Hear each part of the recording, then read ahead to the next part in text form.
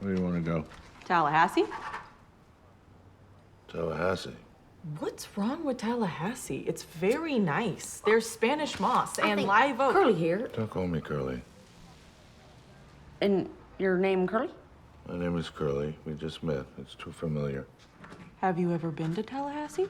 No, I got good sense. Your car is a Dodge Aries. Oh, okay. Is that a good car? Not really. You sell those shirts? Hello there. Have you fallen into an open manhole recently? Do you find yourself in the company of strangers? Well, then you might very well be in the feature underground. My name is Hunter Lanier, and once again, I am here to give you the early opinion of mine on an upcoming movie. This time it is Ethan Coen's Drive Away Dolls. Perhaps the most interesting thing about this movie is that it is the first movie from Ethan Coen individually. So we got Macbeth from Joel Coen, and now we get Drive Away Dolls from Ethan Coen. The Coen Brothers diverged, and now we have one from each. Let's put this movie let's find out where this movie fits in the pantheon of Coen Brothers movies. Drive Away Dolls is very much in the, and I should say I'm pleased to report, that Drive Away Dolls is very much in the Raising Arizona, Hudsucker Proxy, Big Lebowski, Burn After Reading. It's in that lineage of Coen Brothers movies, in that it is absurdly silly. It is a foot-long goofball sub.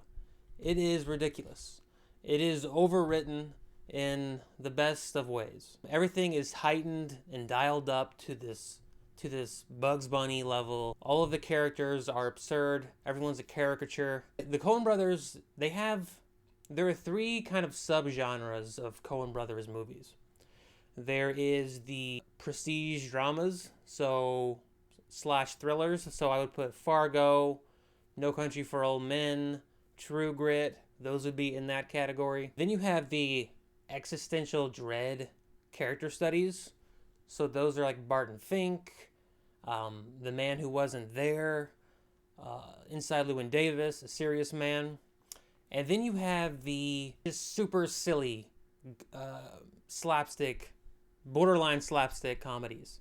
So Raising Arizona, Hudsucker Proxy, their worst movie, The Lady Killers, Burn After Reading, Hail Caesar, and Drive Away Dolls is very much in that lineage of Coen Brothers movies, whereas Macbeth was in the prestige drama category. Now, what's interesting to me is that now that we have a movie from each Coen brother, I wonder how much can we discern now, where the different influences on the movies came from. Because now, the natural inclination is to figure that Joel Coen was the serious one that gave all the gravitas to the movies. And Ethan Coen was the silly one that gave all the goofball stuff. It's like when the Beatles split up and then they all started making solo albums, and then you could get like a better sense of, what was coming from whom. I will also say at this point that I think Drive Away Dolls is the better movie than Macbeth. Obviously, it's extremely different and it's going to depend on your tastes. But Macbeth felt a little too safe. It felt very... it didn't feel like it was doing anything unique with that story, which you kind of have to do when it's a story that's been told thousands of times. Drive Away Dolls, it doesn't necessarily feel unique in a Coen Brothers context, because once again, it fits in very well with that bloodline.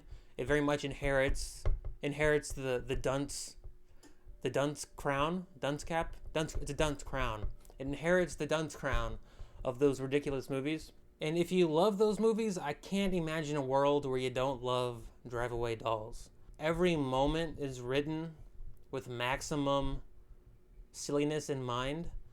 So there's never really a boring moment. The movie is 80 minutes. It's just like it's just a packed tuna tin of dumbassery. The characters aren't really unique. There's nothing subversive about the characterizations.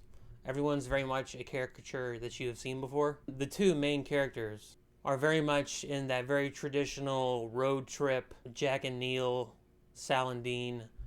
They have that dynamic. One of them is the free spirit, and the other one is the neurotic bookworm. There are even two characters, one of whom is my favorite character in the movie, who I wrote that when I was writing notes watching the movie, I wrote them down as the goons, and then the end credits come on and the movie credits them as the goons. So it's very much that kind of movie. It knows exactly what it is. Suzanne Shinkelman? Suzanne Shinkelman. Who the are you? Since when do women curse like that? You know Jamie Dobbs? You know Jamie Dobbs. Should have known it was about that. And Mary Pallavi? You shouldn't do that. He can't fight back. He can't hit a girl. He's old school. We just want to locate your friends. They inadvertently took something that belongs to us. We don't want to hurt them. They're not my friends. Hurt them as much as you want. So my favorite character of those two goons is the straight man of the two. There is a scene played by C.J. Wilson. You know, I will say, not to make this about myself, but I am somewhat difficult to make laugh in a movie theater. C.J. Wilson's character did get me giggling several times, the most of which was a scene in which it was just his face. It involves a team, I think a high school girls volleyball team, and it's just his face. You know, I've long been of the belief that faces are just as important as acting ability in movies. Faces are that important to me. And, you know, people always talk about the great faces. Peter Lorre, Slim Pickens, William Demarest. But the Coen Brothers, of the directors working today, seem to be very much of that same line of thinking. They seem to appreciate faces more than any other director.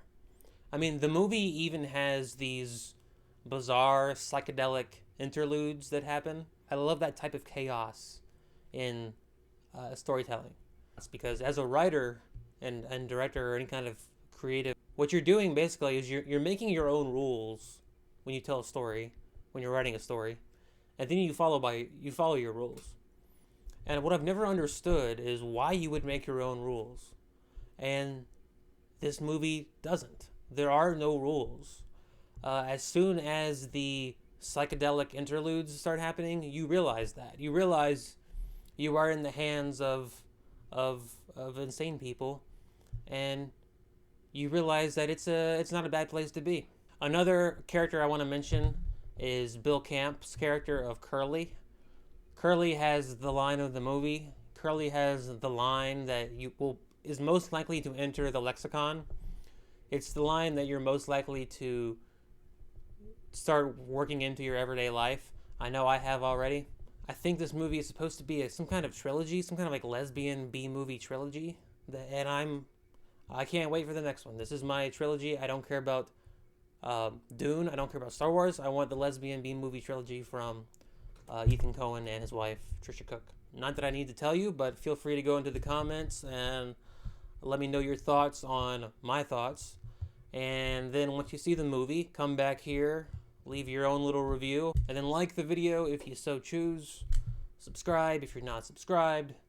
I think I am seeing Dune on Tuesday, which I think might be the day this review comes out. Regardless, I'll have a Dune 2 review. Is that what it's called? Dune 2? I don't know what it's a sequel to Dune. Let's see, what else? As always, I just like to remind you that every day underground is a good day.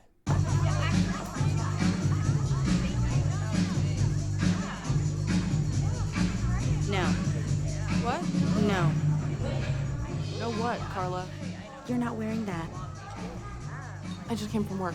I came from Toledo. I don't dress like it. Is Jamie here? Okay, look. Keep the coat on. Take the shirt off underneath. And flaunt my breasts. I'm not here to peddle my wares. Why else would you be here? To socialize.